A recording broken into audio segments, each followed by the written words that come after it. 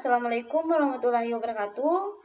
Perkenalkan, nama saya Nur Aisyah Mana, NIM 241210611, kelas B, mata kuliah Analisis Proses Bisnis, Prodi Sistem Informasi, semester 2. Baik, di sini saya akan menjelaskan rangkuman artikel mengenai manajemen stok yang tidak efisien. Baik, di sini pada artikel pertama dengan judul Analisis dan Permodelan Proses Bisnis Pemenuhan Pemesanan UMKM XYZ. Yang pertama di sini kita sudah menemukan masalah atau mengidentifikasi masalah pada halaman 28-29. Yang pertama, UMKM XYZ mengalami kesulitan dalam memantau stok bahan karena pencatatan masih dilakukan secara manual. Yang kedua itu ketergantungan terhadap satu atau beberapa supplier menyebabkan keterlambatan pengadaan bahan. Yang ketiga itu tidak adanya sistem yang mengintegrasikan pengecekan stok dan perencanaan produksi menyebabkan inefisiensi waktu.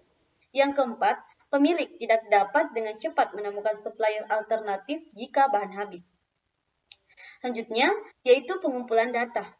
Kita telah mengumpulkan data pada halaman 40-42. Yang pertama, data itu dikumpulkan melalui wawancara dengan pemilik UMKM XYZ serta observasi langsung terhadap proses bisnis.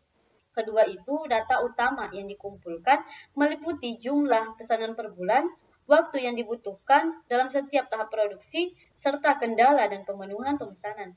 Yang ketiga, identifikasi biaya seperti upah kerja, biaya bahan baku, serta biaya pengiriman juga dianalisis. Selanjutnya, itu ada pemetaan proses pada halaman 43-46. Dalam proses bisnis ini, saat ini kita memetakan dalam proses utama dalam pemesanan, pembelian material, produksi, pengecekan kualitas, dan pengiriman. Yang kedua itu proses ini dipetakan dalam bentuk BPM atau Business Process Model untuk memahami titik-titik inefisiensi. Selanjutnya, di sini kita sudah menemukan analisis kelemahannya pada halaman 47-51. Yang pertama, banyak aktivitas yang dilakukan secara manual seperti pencatatan pesanan dan pencarian kontak supplier. Yang kedua, pengambilan keputusan terkait stok sering memakan waktu karena pengecekan dilakukan lebih dari satu kali. Yang ketiga, proses negosiasi harga bahan baku juga memakan waktu yang lama dan seringkali tidak mendapatkan harga terbaik. Selanjutnya itu ada rekomendasi solusi atau kita memberikan solusi pada halaman 61-78. Yang pertama, mengimplementasikan sistem ERP untuk otomatisasi pencatatan stok dan pesanan pelanggan. Yang kedua, menyimpan data supplier dalam sistem digital untuk mempermudah pencairan supplier alternatif jika bahan utama tidak tersedia. Ketiga, menggunakan modul inventory yang terintegrasi dengan perencanaan produksi untuk menghindari duplikasi pengecekan bahan. Selanjutnya di sini ada mengimplementasi pada halaman 87-115. Pertama, sistem ERP mulai diintegrasi melalui proses bisnis UMKM XYZ. Yang kedua, operator dilatih untuk menggunakan sistem dan pemilik mengalokasikan dana untuk implementasi teknologi ini. Yang ketiga itu, proses parallelism diterapkan dalam perencanaan produksi dan pemesanan bahan baku, bahan untuk mempercepat pemenuhan pesanan. Yang terakhir di sini ada evaluasi pada halaman 126-131.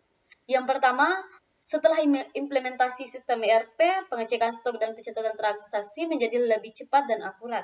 Yang kedua itu, waktu pemenuhan pesanan berkurang sekitar 1-2 hari, meskipun masih ada beberapa tantangan dalam mengadaptasi teknologi baru. Yang ketiga, fleksibilitas negosiasi dengan supplier sedikit berkurang karena sistem langsung mencatat pesanan sesuai harga yang tertera. Baik, saya tarik kesimpulan bahwa di sini implementasi sistem manajemen stok berbasis ERP dapat membantu UMKM XYZ mengurangi inefisiensi dan mempercepat pemenuhan pesanan, meskipun tetap diperlukan adaptasi dalam jangka panjang. Terima kasih. Baiklah, itulah tadi materi yang sempat saya sampaikan. Wabillahi taufiq wal hidayah. Wassalamualaikum warahmatullahi wabarakatuh.